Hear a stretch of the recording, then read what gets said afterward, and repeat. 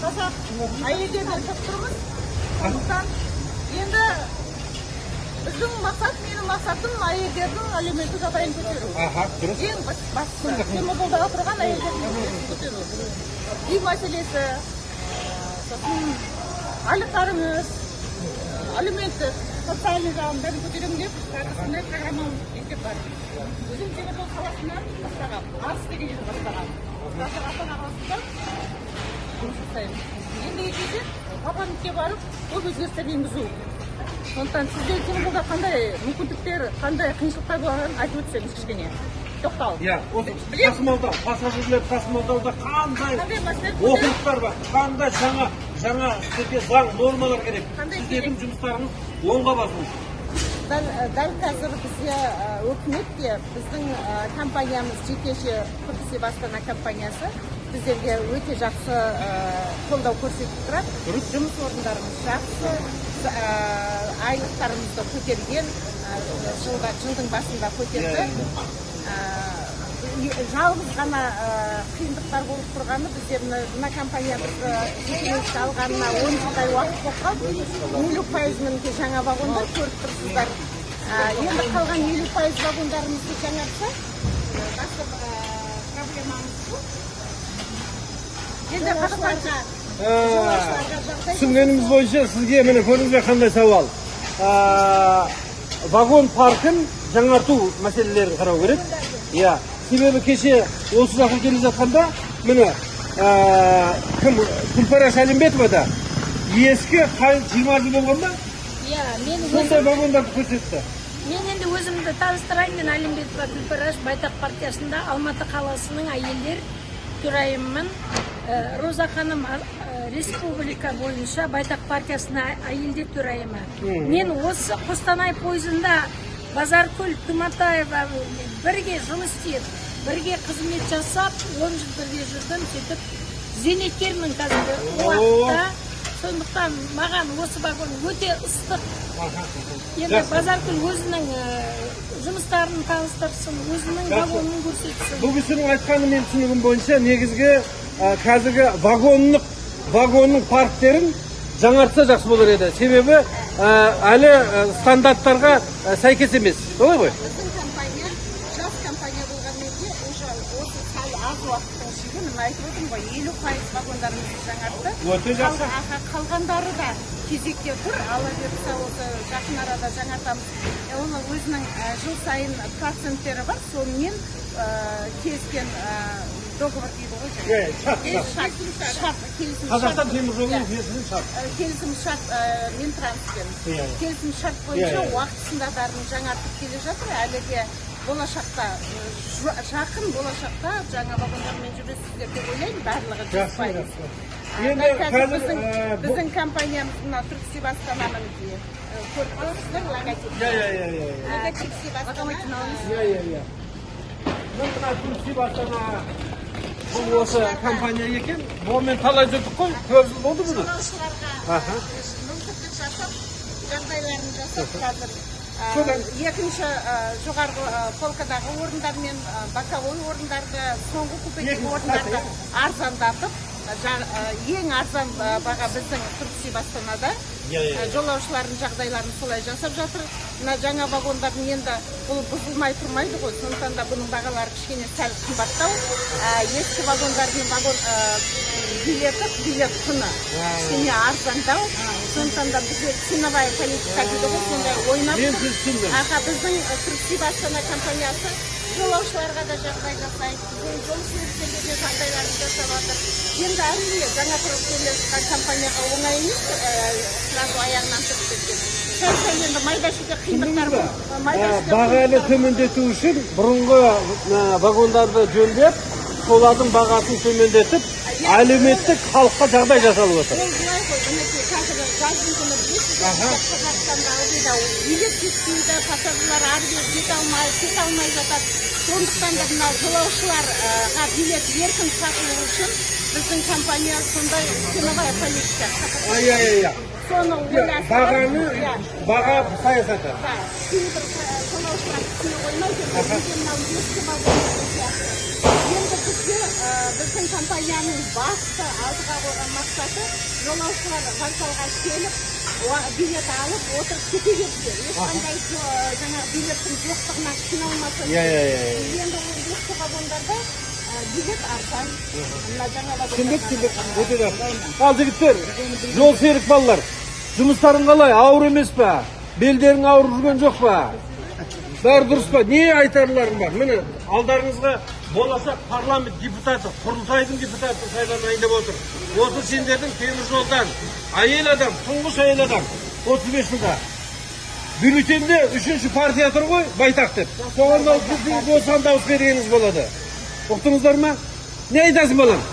Жұмыс өзімізге оңай. Жақсы. Барлық жағдай жасалған. Зарплата уақытылы беріледі. Көңіліміз бар барлығын. Үйрендік ба? Үйрендік. Ой, бала-шағаға жете ма? Жетеді барлығы. Келінді разы ма? Жетеді. Шағыр не айтып еді ғой? Біресе қосылайым, ана деген айтпады. Ақша еш уақытта көп болмайды. Жол серіктің еңбегі миллион берсе де көп емес. Бір вагонда мысалы әрқайсысы 36-52 жолаушыдан алып жүреді. Жаңағы олардың безопасностьі Қыздар, сендер айтасың, ақшылығын олай дейін жасып тұрасың. жақсы бәрі. Рас па? Ой, онда жақсы. Түрлеріне қарасам өте әдемі. Иә. Барлықтары өте Мәдениетті сақтаған. Мен сізге өте ырза болып тұрмын. Өйткені пойыздың әрине енді қазіргі таңда Қазақстан темір жолы жайдеген жаңағы шарт бойынша вагондарды ауыстырып жатыр. Ауыстырамыз да. Үлкен өзгереді. Өйткені сондай бір тапсырма алынған. Сондықтан басшылық өзгерді. Бізде жаңа басшылық. Алда бір еркет қой. Сондықтан ендігі кезекте осы вагондарды ауыстыру мынау жолаушылардың біздің ең басты мәдениеттілігіміз ғой. Мәдениетіміз, тазалығымыз, жауапкершілігіміз бірінші орында тұрады. Сондықтан темір жол Қазақстанның бетке басады. Ең алғаш жаңағы туристер келсе де барлығын бетке көрінетін біздің осы пойыздарымызбен Қазақстан темір жолы. Енді осы сияқты әдемі келісті тұрса біздің еліміз одан да мәдениетіміз көрсетеді деп ойлаймын. Ендігі кезекте кандидат болып сайланып тұрғандықтан өзімнің ең басты мақсатым темір жолды ары қарай дамыту. Айлықтарымызды көтеру, барлық мәселелерді дер кезінде шешу. Бізге не керек ең бастысы? Үй мәселесі, әлеуметтік жағдай, әйелдерге қолайлы жағдай жасау. Оқыту, білім беру. Мәдениетті құру, осы мәдениеттігімізді ең басты біздің менің қойған программамыздағы мақсаттардың бірі. Сондықтан біздің қыздарға да жаңағы материальный помощь дейді ғой. Материальный емес. Аналарға, болашақ аналарға, декретте отырғандарға, сол кісілерге кішкене жақсылар. Сол жағында менің программамда осы темір жолда үлкен мәселе көтерген деп тұр. Осы жас қыздарға, жас аналарға, жас жігіттерге қолайлы көмек көрсету. Біз тегін үй сұрап жатқан жоқ, енді хотя бы ипотекасын төлей алатын айлық тұрмыз. Сол жағынан да бізде қазір үлкен программалар ашылып тұр, темір жолға арнайы. Бірақ дегенмен де оның проценті өте жоғары. Біз соны кішкене ғана бұрынғы программаны қайта іске қосып, алғашқы жарнама жоқ деп, оның бәрі айлықта қолайлы етіп, сол бір программаны іске қоспақшы тұрмын. Алғашқы жарнаны мысалы Қазақстан темір жолы көмектесіп алмай ма? Алғашқы жарнаны біз соны мен көтеріп тұрмын. Алғашқы жарнаны Қазақстан темір жолының өзі берсін. Вот тамаша қандай болады.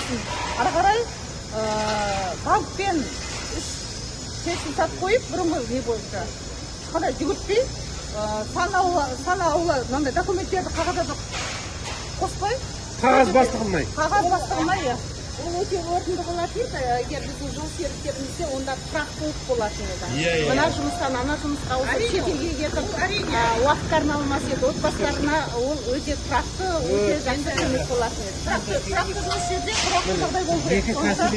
Сондықтан ендігіміз осы жұмысшылардың әрине жағдай өте қатты жасалынған, бірақ дегенмен де керекті жерлерін тағы да көтерсем деп тұрмын. Әлеуметтік жағдай, үй жағдай, материалдық жағдай.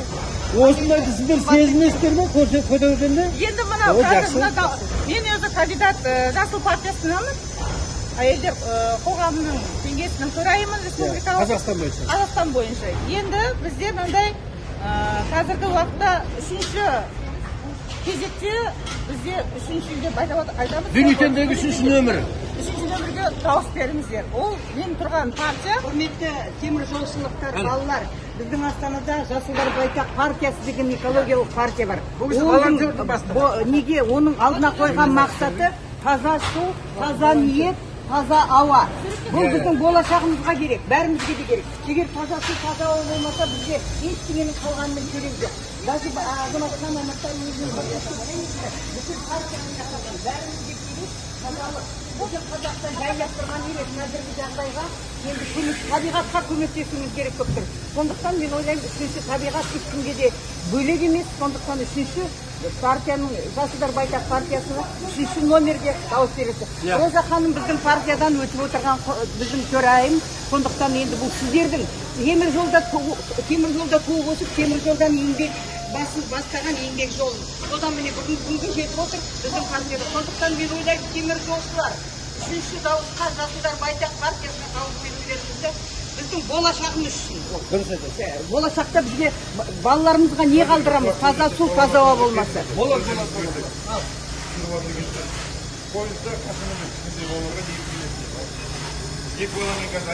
Демек, осы мато актер бастапқы партияның мүшесі Астанаға келіп, біздің кандидатымыз сайлайын деп атқан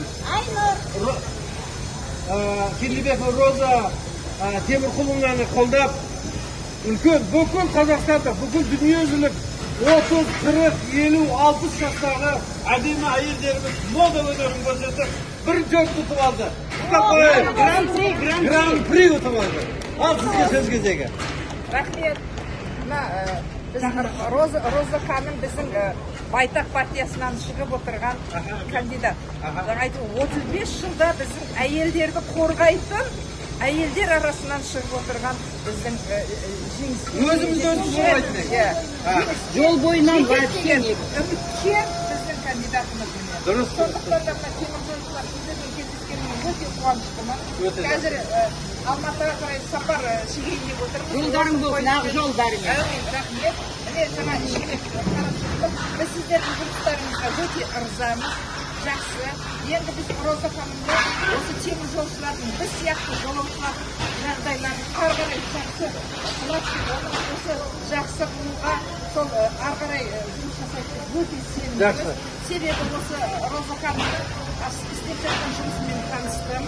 Сондай өзі қуатты, әйелдерді қорғауға білімі жететін, сондай тәжірибелі, және темір жолда жұмыс істеген, міне барлық жағынан жетік білетін азаматша есебінде мен өте сенемін. Сондықтан сіздерге де айтарым. Базар гүлге рахмет айтыңыз. Қаншама көзімізді ашты қазір. Міне Базар гүл ханым сол туралы және осы жұмыс туралы өте жақсы айтты. Неше жылсыз тәжірибе? Деген көрдіңіздер. Міне көрдіңіздер ғой. Және осындай белгілі әйел азаматтардың қауымында жұмыс істеп отырған мына темір жолшылар сіздерге де қуаныштымын. Сіздерге де міне бірге мынандай жұмыс істеп, сондай ұйымшылдықпенен бәріміз дауыс беріп, бірге жұмыс істесек, біздің темір жолшылардың да жолаушылардың жағдайы жақсарады деп. Аумин айтқаның келді. Ал ақсақал, қайсыңыз жасыңыз үлкен, бата беріңіздер мына қыздарыңызға. Темір жолдың тұңғыш депутаты болғалы отыр. Құдай қаласа 23 күні бюллетенде үшіншіге түртіп қалып дауыс беріңіздер. Ал, партия. Ақ жол болсын, ел сау болсын, еліміз аман жұртымыз тыныш болсын. Осы біздің қызымыз депутат болып, олардан көріп, халыққа, елге қызмет етсін, темір жолшылардың әл-ауқатын көтеруге көп қызмет істесін. Жолың бақ болсын, ақ жол ішінде айналайын. Аумин, Аллаху акбар. Егіздеріңізді естідім. Енді жоғары жаққа осы үндеріңізді жеткіземін. Қазақстан темір жолының барлық жағдайын, барлық жағдайына барлық күшімді саламын деп. Сенеміз, сізге сенеміз. Siz neçe jыл істедіңіз темір жол саласында? 25 жыл жасадым. Ой, бұл мені көрдіңіздер ме? Қол екі, біреуі 25, біреуі 30-дан асқан. Айналайына бұлар тәжірибелі мықты ғой. Мына кісінің сөзген зейнетке шығып тұр. Осындай кәсіби мамандар біздің проблемаларды қолға алса, ол шешілетіні. Әсіресе аналар. Онда үйде уютты кім жасайды комфортты? Ана, біздің темір жолда комфорт болады деп сенейік. Амин. Темір жолшыларда пенсияға шығуға не бар ма? Жеңілдік бар ма? Вот о жағында қарасыңыз, жақсы айттыңыз, жақсы Потому айттыңыз. что бұлардың жұмыстары өте ауыр. Енді Бір адаммен жұмыс істеу вагон қиын, тұрып ауыр. кетпесін, иә? Сіздің де жұмысыңыз бар. Үлкен рахмет. Жол амандығын тілейміз. Иә, жол амандығын тілейміз. Жол амандығын. Ана, сіз айтыңыз сал. Не дейсіз? Жол амандығы. Иә, қыздар жаңа айтып кеттім ғой, Жасылдар Байтақ партиясының келгендегі осы партия ашылғаннан бергі ұраны таза су, таза ауа, таза ниет. Енді мінекей сіздер действительно 30 жыл дейсіздер, 25 жыл. Бір адаммен жұмыс істеу қиын. А сіздерде күнне емес, күнне 2-3 рет 56-100 адамдармен жұмыс істейсіздер. Ол оңай емес. Сондықтан мен ойлаймын, әйелдердің, хотя бы еркектер емес, жарайды, әйелдердің пенсияға шығу жасы кішкене болса да азайса, бұларға жеңілдік болар еді деп ойлаймын мен енді. Ал оңай емес. Халықпен жұмыс істеу, елмен жұмыс істеу. Ал егер Жасылдар Байтақ партиясы құрылтайға өтіп отырса, мен ойлаймын, бәрін естідік, бәрін көрдік. Роза ішінде жүрген, Роза ханым ішінде жүрген. Темір жолдан еңбек алғашқы еңбегін бастаған, міне бүгінгі күнде темір жолда. Енді ойлаймын, темір жолдың қамын бұл кісілер білмей кім біледі, сіздер білмей кім біледі.